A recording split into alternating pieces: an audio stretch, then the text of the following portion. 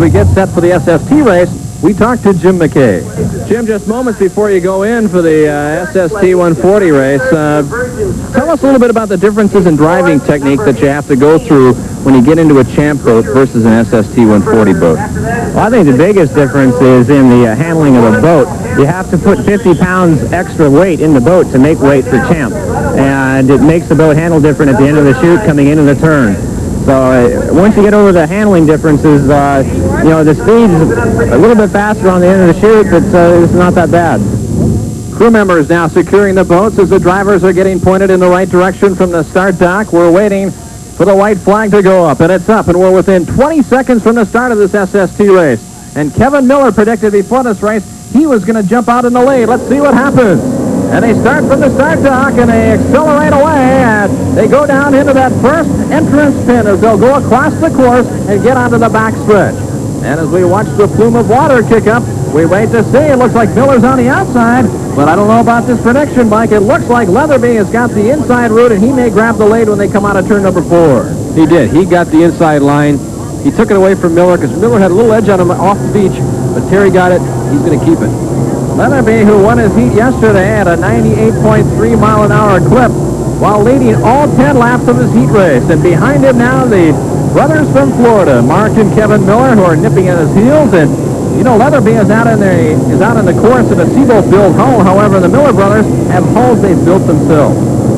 Leatherby's boat is a little older Seabolt, and the Miller brothers, Mark is running an 86 model hull, while Kevin is running the new 87. Those are hulls that they designed and built themselves.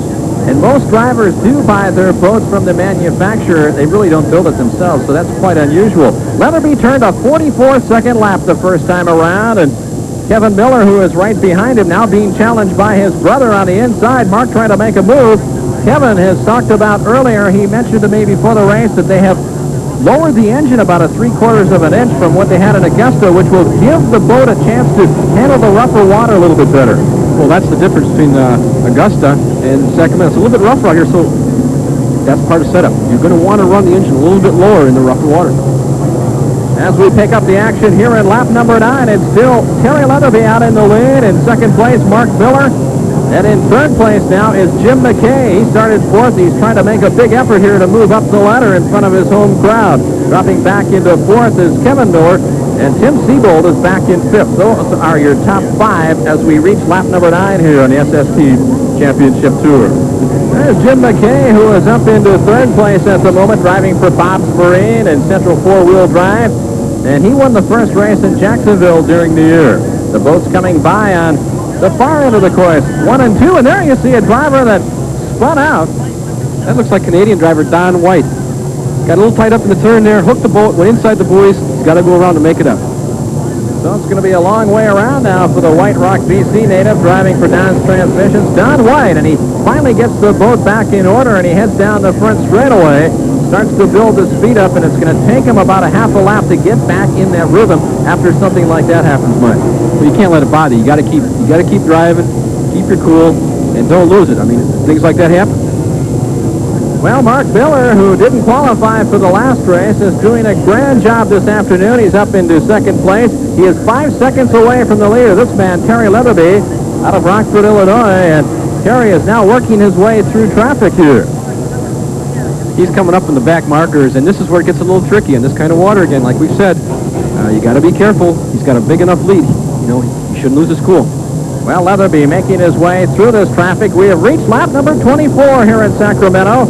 Leatherby continues to hold on to the margin of about 5 or 6 seconds from Mark Miller. Miller can't find a way to make a move on Terry Leatherby. And Jim McKay back in third as we watch the boats come through turn number 3 and 4 down here on the Tower Bridge, which is actually the north side of the course here.